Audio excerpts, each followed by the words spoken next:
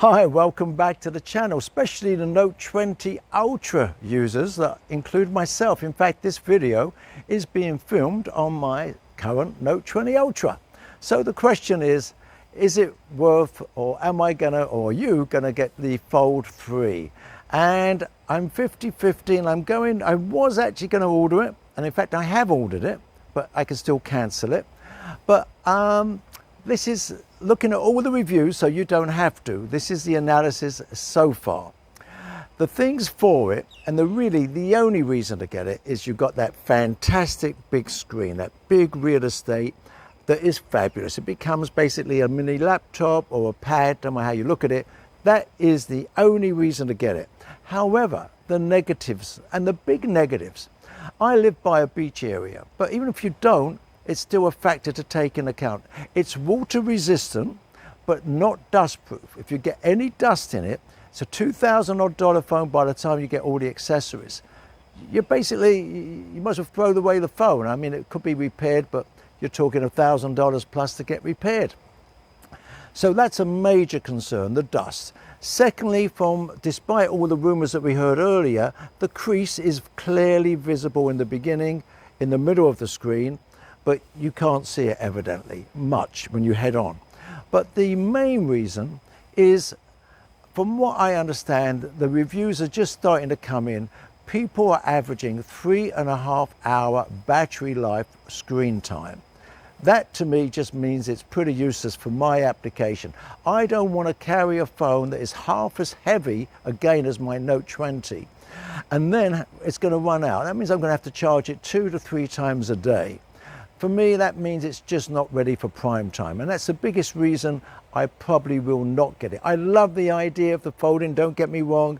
Very excited, breaking edge technology. But that would be a major concern. The weight, the size, the battery, not as bright. And the other big concern, I do a lot of Skype calls and Zoom calls. And the internal camera evidently is, put it mildly, pathetic. Literally no other word. Everyone's just saying it's just not good enough. And also the main cameras on the outside are good, but they're nowhere near as good as a Note 20. So it's a downward move in anything. And also the other negative, just so you know, and let me know in the notes and comments if you've ordered it, if my reasons for not getting it are important to you, is the front screen. So you don't have to open it all the time. Everyone says trying to use the keyboard on that is really not easy if you've got normal size hands. So you put all the negatives, I think they're outweighing the positives.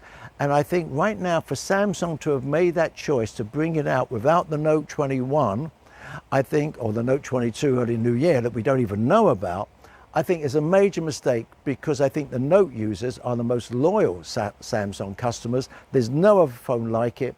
I love the idea of the pen, but the pen is going to be a separate entity. By the time you order that, $100 extra, and then you've got to buy the case. Sorry, it's $80 extra. You've got to buy the case, and it's still all compromised. You've got to charge it separately with a USB, unless you get the smaller pen that doesn't have the Bluetooth connectivity and the wireless connectivity.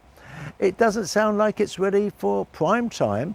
Great technology, great if I was an active businessman flying on aeroplanes, in a car, air-conditioned hotels, not outside at all. Different reason at all, but then frankly I'd have a pad or a laptop, a small laptop.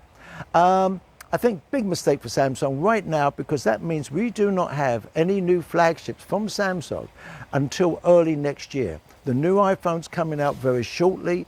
I'm sure it's not going to be a major, but each time an iPhone comes out, they're just major updates on battery, cameras. I wish Samsung would have done it with the Note 21, 22. And let's see, Samsung have still not announced if they're going to bring one out. We just don't know. But if you subscribe to the channel, I will update you. You won't have to look at all the other YouTubers, or you can, which I do, by the way. I enjoy it. I'm a techno, what's the word? Maniac almost. Anyway, press subscribe, be safe. Hope you enjoyed it. Press the like, please share it. It all helps the algorithms. See you soon.